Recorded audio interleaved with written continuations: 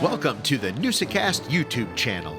These Red Smith Banquet throwbacks are exclusive interviews of sports legends, powerful media personalities, and influential coaches. You won't find these anywhere else. Subscribe below and enjoy. All right, Newsa-Cast listeners, welcome to our throwback. You're seeing this on YouTube, which means that you hopefully listened to our podcast where you caught a glimpse of this and are now tuning in on Sunday to watch the full or listen to the full interview, in this case, on YouTube. And we have Max McGee. One of the all-time greats, Tash, middle of football season right now. And I grew up listening to Jim Irwin and Max McGee. Right. So this is pretty special for sure. Yeah, I mean, and everybody around this area knows Max McGee. I mean, probably best known. I mean, he caught the first touchdown in Super Bowl history. And think, wasn't that Super Bowl? He had like 7 receptions, 138 yards, 2 TDs. And one hell of a Saturday night. Well, that he definitely did. Definitely known for that, right? So one of the cool things, Tosh, and as you're on our YouTube page, you can check this out. We had Tommy Lasorda last week from the same banquet, 1985, and he talks about Max McGee. Tommy was actually at that Super Bowl in the Coliseum in LA. He said he was high-fiving the pilot of the blimp. He was sitting so high up, but yeah, he saw Max McGee go off in Super Bowl I. Yeah, so this is a great, I mean, if you like Tommy Lasorda, you're going to love Max McGee. The humor, the stories, it's fantastic. We hope you enjoy it. Ladies and gentlemen, Max McGee.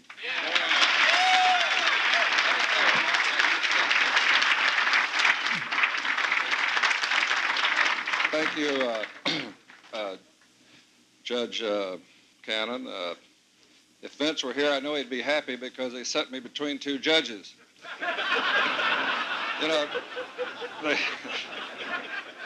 in training camp, for some reason, Horning and I always roomed between 2 coaches, and I never could figure out why.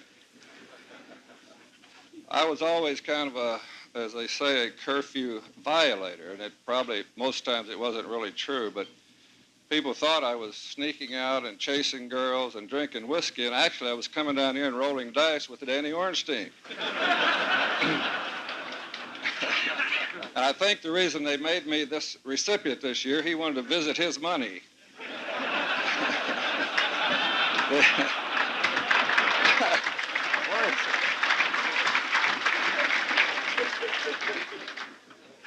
But I guess in some way I am known more maybe by curfew violations than some other things, but finally they recognized some talent. You know, I busted my buns off for 14 years with the Packers and never got any awards. I go out and start a little company doing $700 million, and now I'm the man of the year.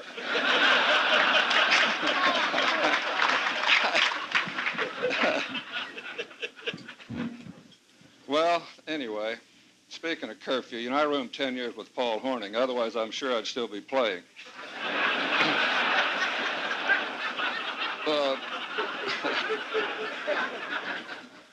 Paul and I, we used to get, I never figured this out. Maybe Tommy could help me. You know, we'd get to training camp, and it's 2 weeks, 2 workouts a day, a meeting at night, curfew at 11. You got out about 5 minutes a day.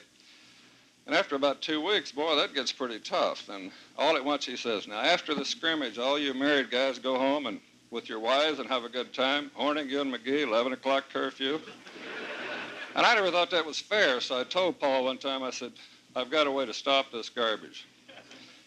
So that night, it was Vince's night for curfew check, and I remember it because it's a true story. I said, Paul, when at 11 o'clock, we're going to push our beds together, we'll get buck naked, we'll put our arms around each other, and when Vince opens the door, we'll see what happens. Well, here come, sure enough, 11 o'clock, right on time. He was never a minute late for curfew. I never figured that out.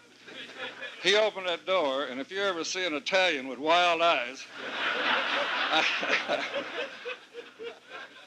of course, the tragic part was that Horning liked it so much I had to move out.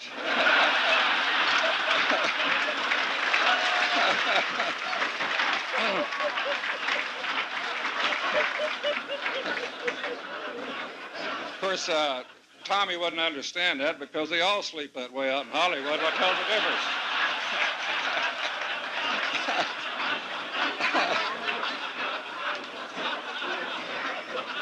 But, you know, back to the Red Smith Award. By the way, who was Red Smith? He's got a beautiful wife, but I never got to meet Red. Did you? That's all right. We've heard enough of you. You know, I think as you get awards throughout your life, and I've had a few, and I've been very grateful, but I think that really the best awards are the ones that you get from people you know and are friendly with, and that's why I'm so happy tonight. This is an award that was definitely given and awarded to me by people that I've lived with and been associated with, and for that I'm extremely grateful, and I thank you all very much, and good luck, Tommy.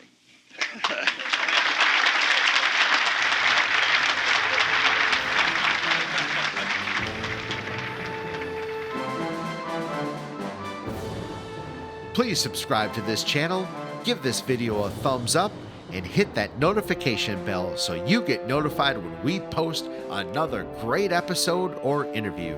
Download the podcast on Apple Podcast, Spotify, or wherever you get your podcasts. Thank you for your support. One of the best stories I think I've ever heard, Max, was a number of years ago when Elroy Hirsch was here. Elroy was a scout for the Los Angeles Rams, and he was sent down to check you out at Tulane University.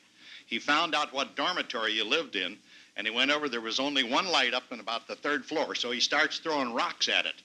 Some guy stuck his head out the door, and he said, "What do you want?" He said, "Does Max McGee live here?" And the guy said, "Yeah, bring him on in."